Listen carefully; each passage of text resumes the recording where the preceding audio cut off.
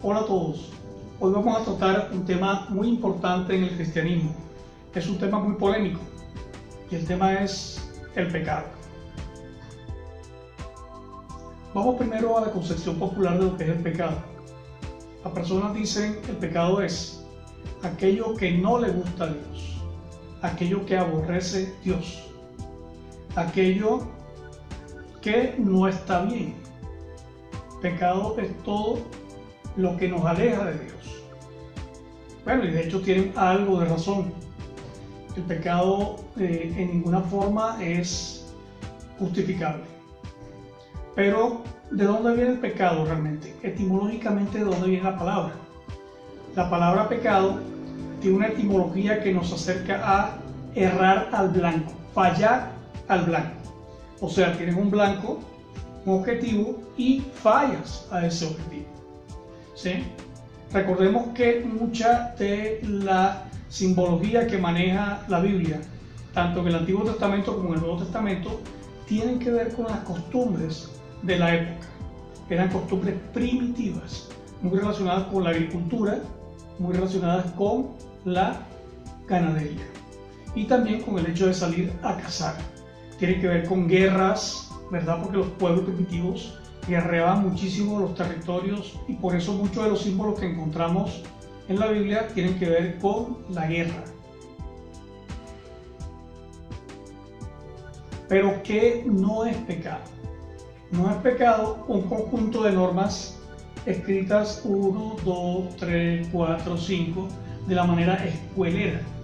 No, el pecado que inicialmente en el Antiguo Testamento era eso, una serie de normas de no hagas, no hagas, no hagas, no hagas, no hagas, tienes que hacer esto, esto, esto, esto y esto, ¿verdad?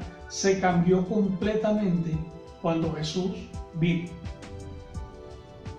Cuando los fariseos y los judíos le preguntaron a Jesús, Jesús, ¿cuál es el primer mandamiento? Y él dijo, el primero y único, no hay más mandamientos, es amarás al Señor tu Dios por sobre todas las cosas y a tu prójimo como a ti mismo. Recordemos que los judíos tenían más de 600 mandamientos. Se dice que 666 mandamientos en su ley. Entonces Jesús toma todo eso y lo resume en una sola cosa. En su sentido esencial, el mandamiento es amar, llenarse de amor espiritual, y el amor espiritual es una fuente que se derrama hacia afuera. ¿Sí? Entonces no es un conjunto de no hagas, no hagas, no hagas, no hagas, no hagas, no hagas, no hagas. Jesús va dentro del hombre y pone su palabra dentro del hombre, porque esa es la misión del Espíritu Santo. El Espíritu Santo revela dentro del corazón del hombre, a su alma, a su intelecto, a sus emociones, el verdadero sentir de lo que Dios quiere. Es importante saber que la palabra pecado, bien definida y bien entendida, nos puede llevar a calidad de vida. Algunas religiones usan la palabra pecado para manipular, para controlar, para tener el poder sobre las personas. Y es una estrategia política histórica que no han usado las religiones y que también puede usarlo, por ejemplo, la publicidad. La publicidad usa el sexo para controlar, para manipular, para vender, para mover emociones. Igualmente lo hace en la iglesia. Pero creo que hay una concepción mucho más interesante de lo que es pecado. Un aspecto interesante con el tema del pecado es que el pecado es todo lo que me aleja de ser igual a Jesús. Mucha gente dice, oh, qué difícil eso, es muy complicado ser igual a Jesús, pero es el llamado que tenemos todos los cristianos y todos los que creemos en Él. La esperanza que tenemos es que nos vamos depurando cada día en esta vida y tenemos la ayuda de su Espíritu Santo, que hace dos procesos: renovarnos y regenerarnos. Son dos procesos interesantísimos. La regeneración es un proceso inmediato, donde el Espíritu Santo entra en ti. Digamos que no entra, yo pienso que el Espíritu Santo está siempre. Sobre esto hay muchas teorías, pero yo creo que siempre está ahí, pero está como apacharradito, como muy chiquitico dentro de cada uno. Y lo que sucede es que cuando tú haces conciencia de ese Espíritu Santo y estableces una relación con Dios, el Espíritu Santo estalla dentro de ti. Y hay un proceso de Eres una nueva criatura, un ser espiritual nuevo. El segundo proceso sería la renovación, que ya es un proceso paulatino, ¿sí? Empieza un caminar hacia lo que acabamos de decir, hacia ese ser igual a Jesús.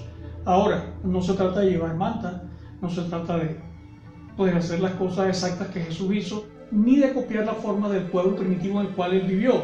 No se trata de nada de eso. Se trata de volvernos por dentro la imagen de Cristo. El Cristo abogado, el Cristo arquitecto, el Cristo artista, el Cristo pastor, el Cristo cocinera, el Cristo mujer, el Cristo mamá, el Cristo papá, ¿sí? Cristo de muchas maneras, que se manifieste ese espíritu en mi corazón. Entonces el pecado es todo lo que me aleja de ser como Jesús es. Pecado es todo aquello que me impide el fluir del Espíritu Santo en mí hacia afuera, ¿verdad? Primero hacia adentro, primero esa acción interna, ¿verdad? Y luego esa acción hacia afuera. Hay una figura que es la figura del toroide, que es la figura que tiene la llanta del automóvil, el neumático del automóvil, ¿sí? Y el toroide tiene una acción hacia adentro y hacia afuera, hacia adentro y hacia afuera todo el tiempo, ¿verdad? Y genera, ¿sí?, una energía dinámica, porque no está estática en un lugar, sino que entra y sale. Entonces, la acción del espíritu es esa: entrar, salir, todo el tiempo, ¿sí? Y en el momento en que nosotros permitimos eso en nosotros, estamos generando la acción verdadera de Dios en nosotros. Entonces, Dios ya nos renovó y ahora empieza a regenerarnos, a limpiarnos, a pulirnos cada día, ¿sí?, para hacernos iguales a Jesús y alejarnos del pecado. Y el pecado es que es, digamos, tener enclaustrado el Espíritu Santo dentro de nosotros y no permitirle actuar. Uno de los grandes teólogos dijo: ama y haz lo que quieras. Me parece una de las frases más sabias que hay. El que está lleno de amor espiritual, ¿sí?, no lo que las telenovelas dicen que es amor, o las películas, o lo que el adolescente cree que es el amor. Hablamos del amor verdadero, el amor espiritual, que es el amor hacia toda la humanidad, ¿verdad?, que toma diferentes formas: amor hacia el Padre, hacia el amigo, hacia la iglesia, hacia el oficio. El amor tiene muchas maneras, y en la medida en que hay un orden en esa proyección amorosa, ¿verdad?, estamos llenos del Espíritu Santo, estamos viviendo en orden nuestra vida. Se ha enseñado erróneamente a relacionar el pecado con el sexo, ¿sí? Y el sexo no es el pecado original. El sexo es una dimensión humana maravillosa que Dios nos regaló y que nos ayuda a relacionarnos de mejor manera. En lo personal, y muchos pastores no creemos que una bendición ministerial, una bendición en un rito, santifique el sexo. O sea, el matrimonio no santifica el sexo. El sexo lo santifica la intención que tú tienes cuando realizas el acto sexual. Un acto de conciencia de personas adultas que libre y voluntariamente deciden tener una relación con el matiz sexual, ¿sí? Entonces, no es un pastor ni su bendición lo que hace que el sexo sea ilícito y permitido para ti. Nadie tiene la autoridad sobre tu vida más que tú mismo, ¿sí? Entonces, asume esa dimensión de manera responsable. La revisión que se ha hecho de la Sagrada Escritura y del Evangelio de Jesús nos lleva a no satanizar la diversidad sexual. Muchas iglesias todavía están satanizando a las personas de la diversidad sexual, a los hombres gays, a las mujeres lesbianas, a las personas transgénero, y es un error teológico gravísimo.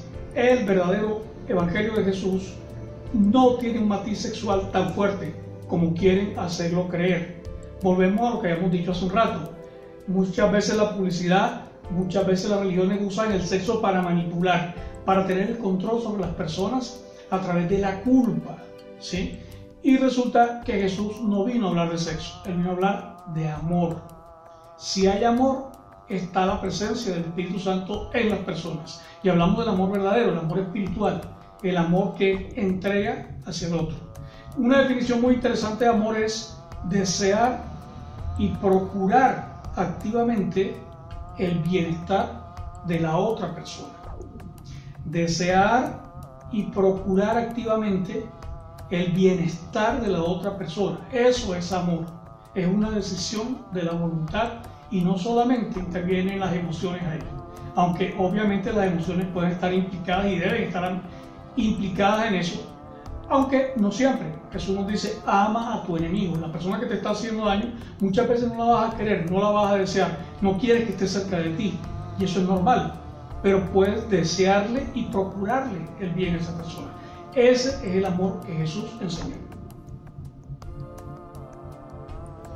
Otro aspecto relacionado con el pecado es la misión de vida. Cuando una persona anda en el mundo sin objetivos, cuando una persona anda en el mundo sin metas, sin un destino claro, ¿sí?, es una persona que muy probablemente esté en pecado. El peor pecado es no tener metas en la vida. El peor pecado es no tener un objetivo de vida. El peor pecado es no tener proyecto de vida. Porque el origen de la palabra pecado es errar al blanco. El peor pecado es no parecerse a Jesús, sino quererse parecer a Jesús. Sacamos muchas excusas, ¿sí? Y una muy clásica es: yo soy humano, yo me puedo equivocar, y todo eso es cierto. Somos humanos, nos equivocamos. Pero hay que tener muy en cuenta que la intención del corazón es lo que Dios está mirando, ¿sí? Tratemos de no estarnos revolcando en el error todo el tiempo y justificando cosas que no tienen justificación, ¿verdad?, por el afán de proteger el ego, ¿sí? Ese ego muy probablemente no se parezca a Jesús. Ahora, como decíamos hace un rato, yo tengo que tratar de ser la imagen de Jesús en mi forma física. En el caso mío, soy músico, soy artista plástico y soy pastor. Entonces tengo que ser el Jesús pastor, el Jesús artista plástico y el Jesús músico. Entonces ese es el llamado verdadero que tenemos los cristianos: a parecernos a Jesús en lo que nosotros somos, hacer la imagen de Jesús en nuestra esencia verdadera. Si hablamos de la misión de vida, tenemos que entender que la misión de vida te la das tú mismo. Tú misma decides cuál es tu visión de vida, cuál es tu misión de vida, cuáles son tus objetivos. Y ahí hay un ejercicio de responsabilidad.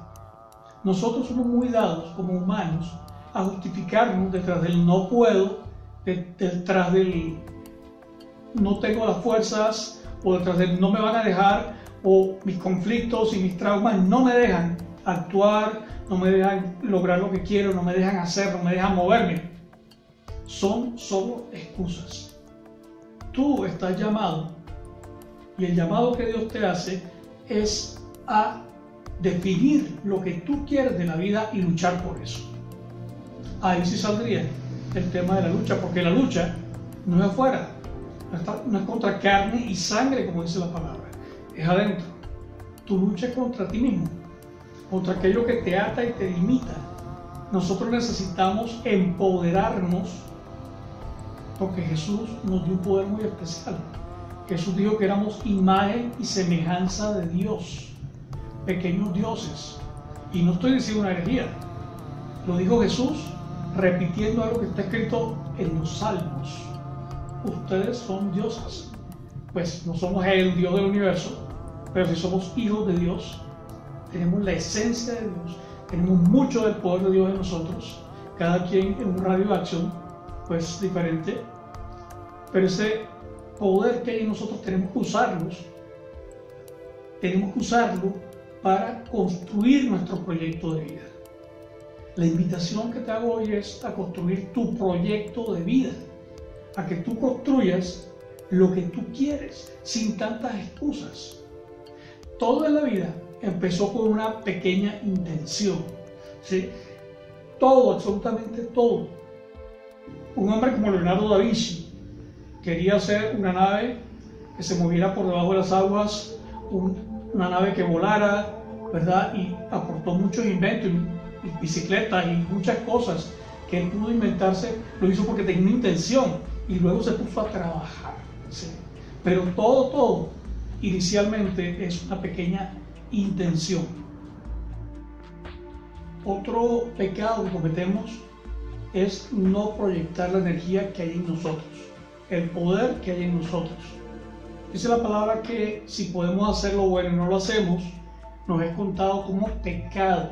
O sea, la negligencia frente al poder que tenemos es también un pecado. Y la primera y única responsabilidad que tú traes a este mundo eres tú mismo. Tú misma eres tu responsabilidad. No hay más responsabilidades. Mucha gente pregunta, pastor, pero mis hijos, pero mi abuelo, pero mi papá. Sí, esos son entrenadores de la vida. Son responsabilidades, pero son responsabilidades sociales. Pero la responsabilidad interna de formar, de crear, de moldear, es contigo mismo, contigo misma. Tienes que crearte, tienes que moldearte, tienes que darte forma, tienes que responsabilizarte de ti.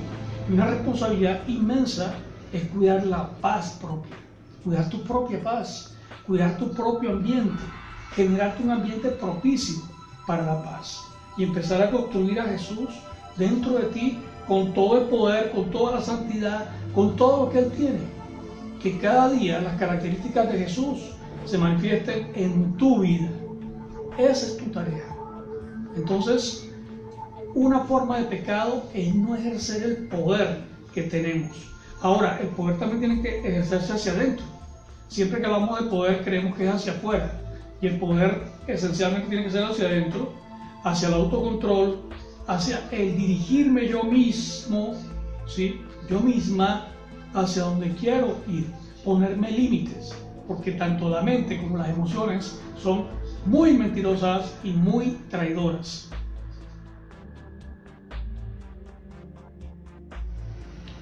Miren entonces qué interesante empezar con el tema del pecado, que aparentemente nos iba a llevar hacia un lado y nos llevó hacia la apropiación de nuestra propia vida, hacia la construcción de un proyecto de vida. Y el pecado peor es desperdiciar esta oportunidad que Dios nos ha regalado de vivir en el plano material. Aquí pasamos a otro punto, y es la materialización de los sueños. Muchas veces nosotros creemos que ser cristiano es simplemente portarse bien, hacer obras de caridad, ser asistencialistas, dar limosna, ¿sí? Y siempre todo hacia afuera, hacia afuera, hacia afuera, hacia afuera. Y resulta que no es solamente hacia afuera dándole a los demás, sino hacia afuera, pero construyendo lo que yo quiero construir, ¿sí? Cuando uno es artista plástico o es músico, sabe que tiene que tener un producto, y el producto es la música que hace, o la obra plástica, o el cuadro que uno hace. Tiene que haber una proyección y una materialización. Recuerdo un conocido mío que él decía que era artista plástico, y yo solamente le vi un solo cuadro en todos los años, que fueron muchos en que lo conocí, solamente le vi un cuadro. Pero no sé si eso se lo hizo la mamá, o lo compró, o se lo regalaron, pero un artista no hace un cuadro. Un artista todo el tiempo está pariendo, todo el tiempo está creando.